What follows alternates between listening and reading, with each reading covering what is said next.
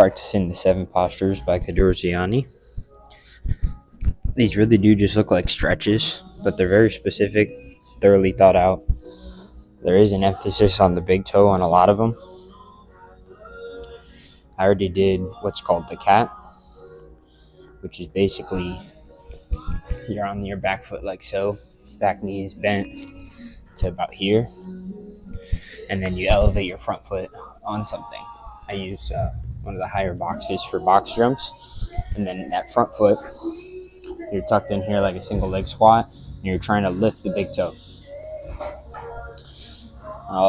This here would be the cow, simply sitting on your feet this way, and then this is also a variation of the cow. Same thing again, focused on the big toe here. The big toe is a really important one in the foot. Kadour refers to it as kind of like a second knee.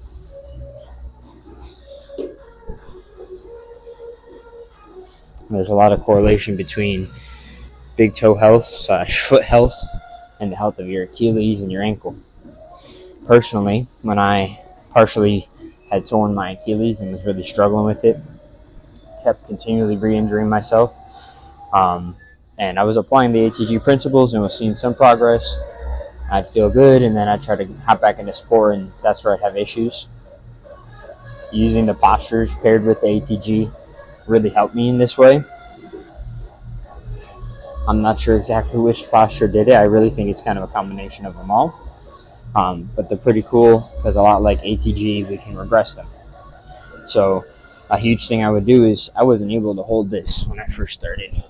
Not comfortable at all. I couldn't sit back. My feet were way too tight. So I spent a lot of time trying to get strength picking up my big toe, sitting in positions like this. And then I began working on getting this foot back. And even this was very tight and challenging. I think arguably more challenging than the double leg for my ankle at least. So what I started to do is single leg calf raises like this. And eventually I moved that to 2 feet as I felt I had balance. And from here, I kind of pushed it to an extreme where I really was trying to basically heels to my abs, push all the way through my toes hard and have strength there. And as I got good at that, this kind of became pain-free. Posture to go into would be the frog, which is, as it sounds, it's a nice deep squat. You can go a little wider if that's more comfortable. A great tool to use for this would be a wall. If you cannot get into it, just putting a wall directly behind you will really let you sink into this position and start spending some time here. To our body, that tells us we need to be able to handle that position. If you just take the fact that my feet were super tight, I couldn't handle the cow variation on the toes. I started working this just to a level I could without extreme pain. And eventually, that became more and more and more to where I can push all the way through my toes as far as I possibly can and handle this no problem right now. No pain. I can feel my muscles working, but not even too challenging, right? And we can also apply that to our deep squat. Just over time, trying to spend more time, whether it's doing our split squats, whether it's in a posture, whether it's on a slant board trying to work on your squats. It's a lot of ways we can attack it. And one of those is getting a wall behind you. That way you can sink nice and deep and low into your squat. Now from here, we're going to keep ourselves as close as we can, trying to keep the head tucked. I'm going to try to tuck quieter since it's probably loud with me this close to the mic. We're going to straighten our legs.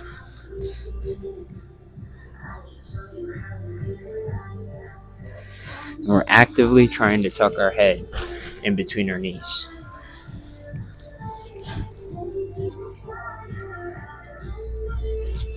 I do think this one really helped me open up.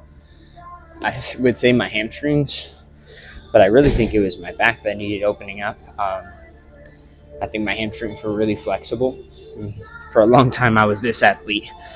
I couldn't get anywhere near my toes, and I think it was because my lower back and my back overall was just so tight. So holding myself in like this has really helped me. Has really helped me with how tight it feels. And you can bend your knees accordingly. I try to just bend to where I can keep the head tucked.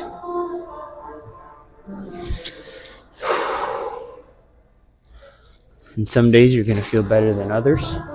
Sometimes I'm getting my legs all the way straight or very near straight with the head tucked. Some days I'm a little bit tighter from whatever it was I did. Whether it was some intense stretching here or in the gym, there's just low intensity stretching, right? That might help you feel some temporary relief that day in a tight muscle. I can't even sit here and try and tell you I think it's an okay warm-up. From everything I've seen, it's probably the worst way to warm up, in my opinion. Although I do a bunch of static stretching before I go into what I do. I do static and dynamic. So I'll do static, but I'm also going to be adding movement to that, especially as I'm getting to my session. I like to take some time, do these postures, sip on my pre. The gym's kind of a safe space for me, a place of peace.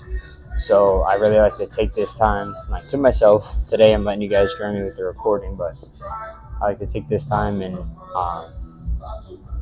really I'm relaxing, and I'm using it as an opportunity to better my mobility and kind of give me something that pairs very nicely with all the ATG work I do.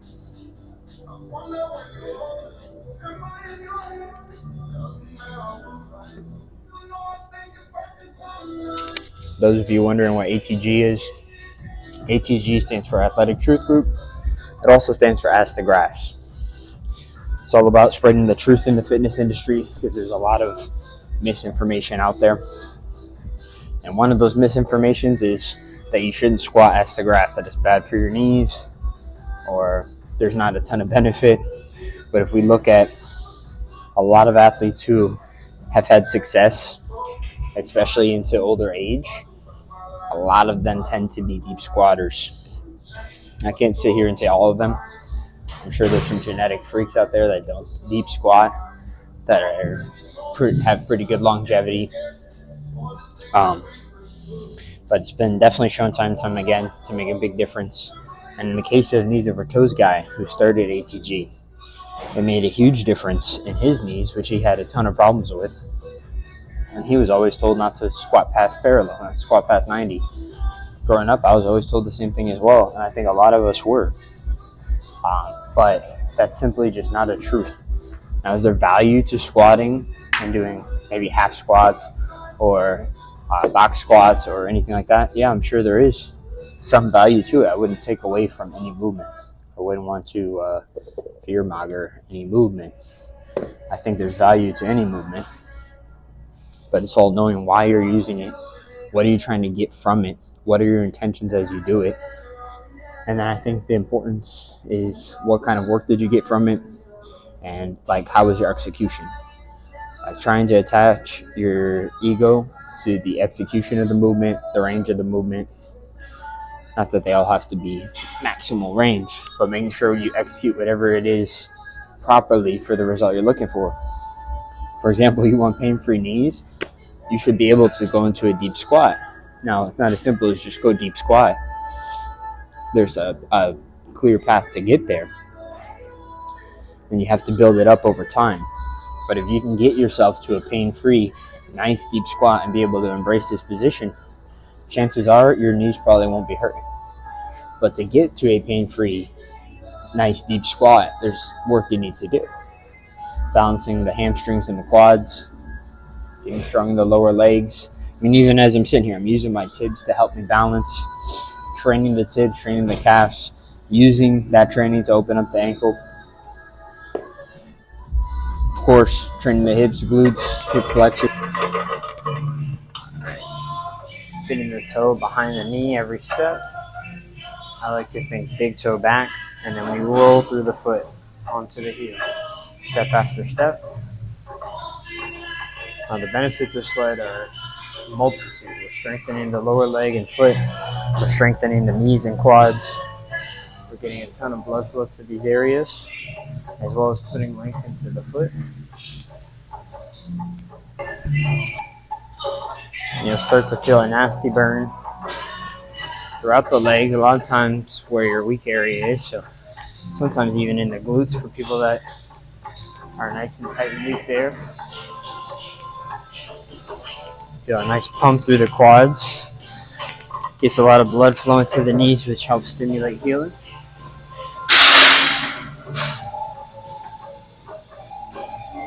Gonna get a nice pump in the lower leg, adding strength down there.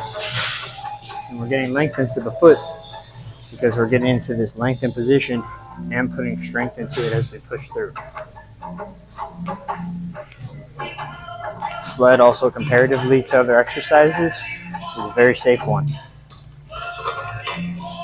The reason I say that is because if we load 2,000 pounds up on the squat and try to squat it, I'm probably going to shatter everything in our knees and hips and back, possibly die.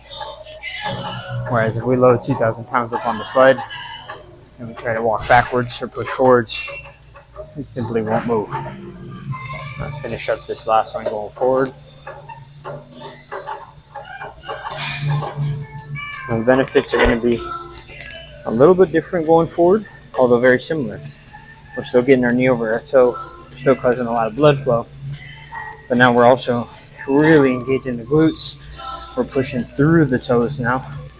And this was a great help when I injured my Achilles.